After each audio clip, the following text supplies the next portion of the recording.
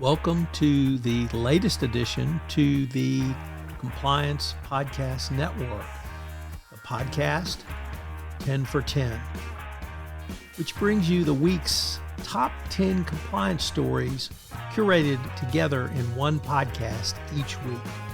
Tom Fox, the voice of compliance, brings you the compliance professional stories you need to be aware of at the end of your busy week. Sit back and in 10 minutes, hear about the stories every compliance professional should be aware of. Every Saturday, 10 for 10 highlights the most important news, insights, and analysis for the compliance professional, all curated by the voice of compliance, Tom Fox. Get your weekly filling of compliance stories with 10 for 10. Hosted by Tom Fox. 10 for 10 is a production of the Compliance Podcast Network. Stories from the week ending August 26, 2023. We begin with a story from Reuters that Venezuela is making a last-ditch appeal to the U.S. Supreme Court to try and keep its business unit CITGO from being repossessed from its creditors. It's attempting to limit the number of companies that could participate in a court-ordered sale of shares of CITGO. Venezuela lost this because of the PDVSA, the owner of CITGO, refusing to pay outstanding bills. Next up, in a very interesting article from Time Magazine, of all places, posits that poverty is a direct result of corruption. And this is not outside the U.S., but inside the U.S. This is one of the most disturbing stories I've read around corruptions in some time because it's about institutional corruption, particularly in red southern states where whites are basically stealing monies meant for underprivileged or those who really need the money. And, of course, it's been going on for years in Appalachia, South Texas, and the Cotton Belt, all red areas. So for those people who think the Republicans are helping them, they really need to read this article. Next up, from the FCPA blog, Richard Casson writing, and he asks the question, has China outlawed due diligence? China has basically outlawed or prevented U.S. companies from engaging in financial and ownership background or basic due diligence that every company has to do. The change has taken the form of raids of U.S. offices, arrest of U.S. companies' employees, largely Chinese nationals. Nevertheless, wherever you want to be, being in a Chinese jail is not one of them. And it's made it extraordinarily difficult for U.S. companies to obtain reliable information on Chinese companies. This is going to place more pressure on U.S. companies and compliance professionals because the DOJ is going to say you can't determine what your risk is, you can't manage your risk. And obviously, if you don't know who the ownership is in your company, it could be just a direct bribe that you're making even though you think it's a straight business deal. So very troubling change by China, although given the current competition between China and the United States and where it's going, probably not surprising. Next up from the Financial Times, another black eye for the UK Serious Fraud Office as it has dropped its 10-year investigation into the Kazakh mining company, drawing a line under the acrimonious case that tied up the SFO in years of legal wrangling. On Thursday, the SFO said, concluded we have insufficient evidence to prosecute, end quote, and closed the case with no charges brought.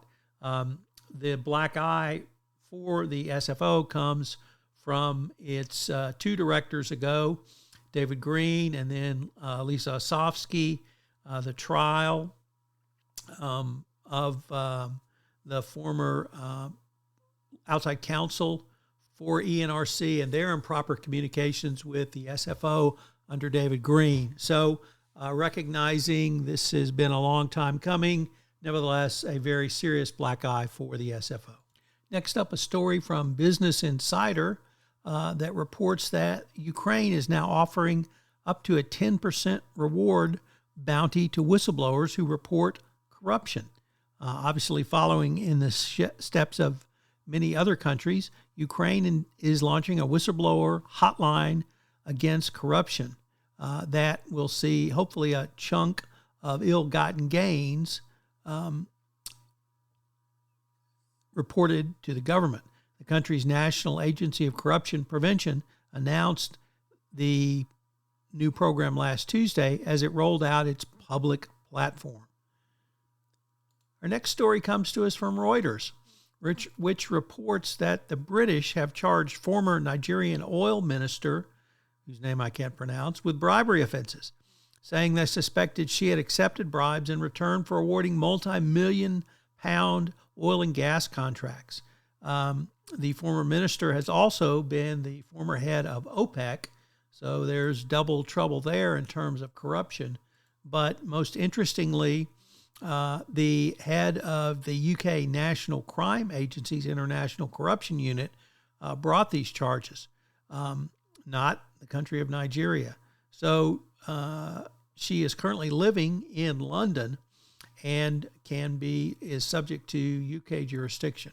So congrats to the NCA.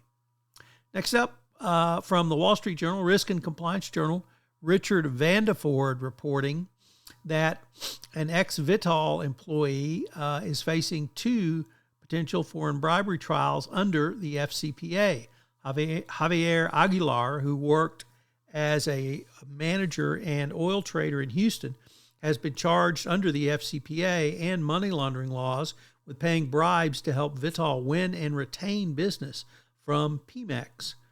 Vitol had previously agreed to a FCPA violation going forward, and now the employees who are involved are being prosecuted individually.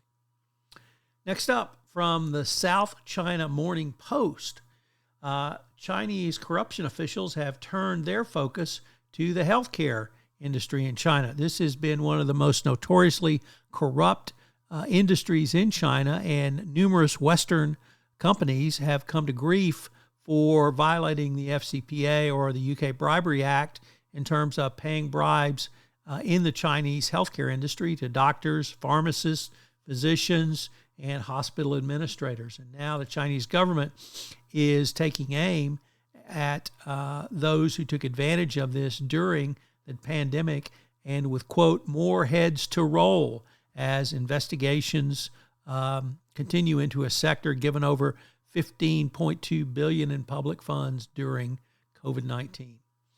Next up, our second story from Reuters, and this one deals with electric vehicle batteries and the Uyghur Forced Labor Prevention Act.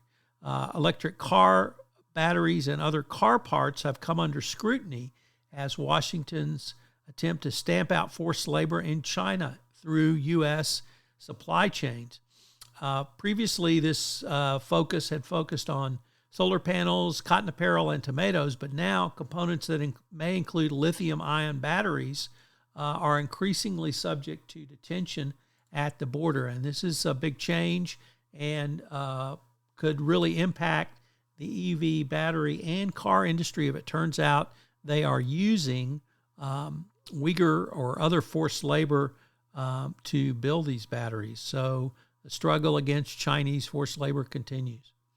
And our final story comes to us from the Wall Street Journal, although not from the Risk and Compliance Journal, as Colombia prosecutors are getting ready to charge up to 60 people with graft tied to the Odebrecht building scandal. Prosecutors announced criminal indictments, including former government officials involved with Odebrecht, and the charges represent continued fallout, I should say, from the extensive bribes paid by Odebrecht, who settled their massive FCPA enforcement action back in 2016. This is Tom Fox again. Thank you so much for listening to this episode of 10 for 10. As I mentioned in the prior episode, this is the one request I've received most often from podcast listeners of the Daily Compliance News to put together a summary at week's end so that every compliance professional can catch up on the news quite quickly. So I hope you will subscribe, rate, and review to this new podcast addition to the Compliance Podcast Network family, 10 for 10.